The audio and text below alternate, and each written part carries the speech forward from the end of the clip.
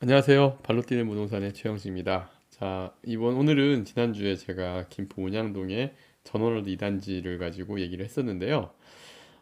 그 아파트를 가지고 실제 매입을 할 때 저희가 지난 동영상에 한번 주택 플래닝이라는 걸 한번 올려드린 적이 있습니다. 실제 이 집은 제가 주택 플래닝을 통해서 은퇴를 앞두신 분이 이 집을 활용해 내 집을 가지고 노후 준비를 어느 정도 할 수 있는 플래닝을 해드리면서 집을 사드린 케이스예요. 그래서 여러분들한테도 이 4억대 집을 가지고 계셨던 분이 2억대 아파트로 주거 이동을 하면서 다운사이징, 주택을 내 자산의 비중을 좀 줄이면서 은퇴를 준비한 사례를 여러분들에게도 좀 공개해드리고자 합니다. 사실 저희가 주택 플래닝 서비스를 요번에 이제 새롭게 오픈을 했는데요.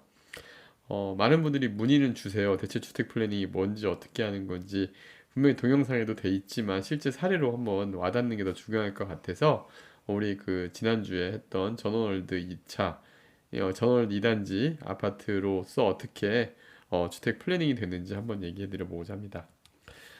저희는 상담을 하기 전에 제가 이제 그 상담을 하면서 꼭 말씀드리는 게 현재 자산 현황 그리고 부채 현황 현재 수입 지출 현황을 좀 자세히 알아서 오시게 해요. 그리고 1차 상담 시에 반드시 이 부분에 대해서 제가 저희 양식이 있습니다. 제 양식 하나 차트로 보여드릴 텐데요. 그 양식을 통해 사전에서 1차 상담이 한 1시간 정도 이상 걸리면서 그 내용들 다 정리하고요. 실제 어떤 집을 원하는지, 어떤 집의 유형이 좋은지, 어느 지역이 좋은지를 협의하는 과정이 있습니다. 그때 받는 내용을 가지고 이러한 표로 만들어 드려요. 그래서 이분 같은 경우는 변경 전의 자산 현황을 보면요. 금융자산이 한 5천만 원 정도, 정기여금과 개인연금을 가지고 계셨고요. 그 다음에 부동산 자산은 아파트 한 채를 가지고 계셨어요. 근데 대출이 없었죠. 30평대 아파트 4억 4천짜리를 대출 없이 가지고 계셨고요. 그래서 한 4억 8천 정도의 자산인데 현재 이제 맞벌이가 아닌 외벌이셨어요. 그래서 남편분이 한 지금 대기업에 다니고 계시는데 430만 원 정도 세후로 벌고 있었고 그 다음에 이제 400만 원 정도를 쓰고 있었고 30만 원은 뭐 이렇게 누수가 좀 있었던 것 같아서 이제 이런 것들도 정리를 하고 하는 과정을 거쳤죠. 그러니까 이제 저축이 없는데 이제 다만 이제 문제는 3년 정도 후에 이제 이분도 은퇴를 하셔야 되는 게 이제 다가온 겁니다. 그래서 이런 상황에서 어떻게 해야 되느냐? 여러분들도 이런 고민 되게 많으시죠?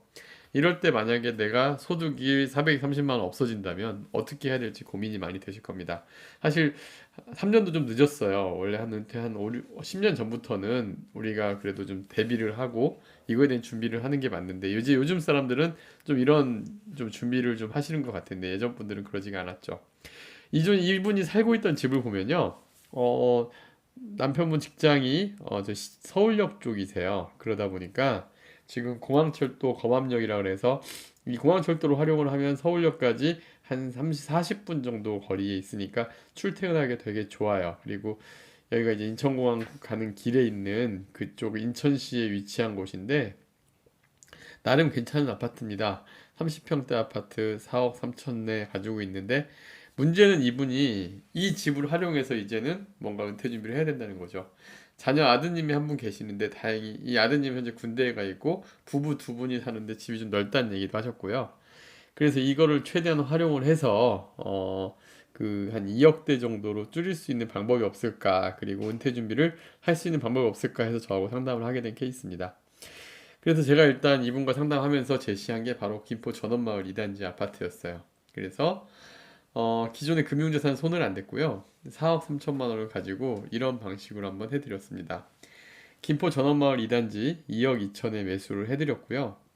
근데 이제 사람들이 좀 새 아파트를 많이 원하잖아요. 요즘에 보면은 그 오래된 아파트와 새 아파트의 가격 차이가 굉장히 커요.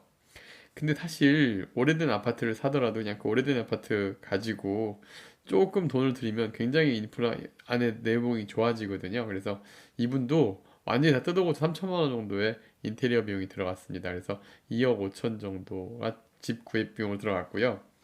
1억 8천 가지고는 그 서울 강서구 마곡지구 인근의 오피스텔에 투룸형 오피스텔을 투자를 했습니다. 그래서 주택임대사업자 등록을 해서 일단 세금 측면에서도 유리하게 만들어 드렸고요. 그리고 어쨌든 1주택자도 자격도 유지를 하고요. 그래서 대출 8천만 원을 받고 보증금 2천에 90의 월세를 나간 건데, 이렇게 해보니까 외벌이 월 급여가 이제 430이었다가 거기다가 오피스텔 월세 90만 원이 들어오니 520만 원 소득에서 8천만 원에 대한 이자 3% 이자가 월 20만 원이 나가게 돼서 약 500만 원 정도의 수입 현황이 됩니다. 그리고 이분이 이제 실제로 3인 생활비로 380 정도로 좀 줄었어요. 면적도 좀 줄이고 여러 가지 저랑 이제 상담을 하다 보니까 소득 대 지출 이런 관리를 좀 하다 보니까 380만 원 정도 비용이 줄고, 저축은 또 이제 120만 원씩 향후 3년간 자녀가 이제 이제 그 군 제대하고 이제 대학을 졸업할 때를 대비를 한다든가 이런 목돈 마련을, 또 은퇴도 준비하는 방식으로 120만 저축을 하는 방법을 플랜을 잡아드린 겁니다. 자, 제가 아까 이 주택 플래닝에서 오래된 아파트 약간 주목을 좀 할 필요 있다고 얘기한 게, 이 집 사진을 한번 보세요. 이 집 사진을 제가 내부 사진을 준비를 했는데요. 그 전원마을 2단지가 친환경 아파트라고 했잖아요. 여기 그 거실에서 보면 그 산을 바로 앞으로 이렇게 내 밑으로 조망을 해요. 그래서 사계절을 다 정말 풍광도 좋고 자연 환경 소리 듣고 되고요. 그리고 집도 3천만 원 정도 들이니까 이렇게 실제 새 아파트하고 크게 차이가 없어요. 내부를 뜯어 고치면. 그래서 이런 것까지 활용을 한다면 오히려 이렇게 좀 오래된 아파트를 주목을 하는 것도 굉장히 좋은 방안 중에 하나라고 생각합니다. 그리고 이제 이분이 출퇴근 시간은 조금 늘어났어요.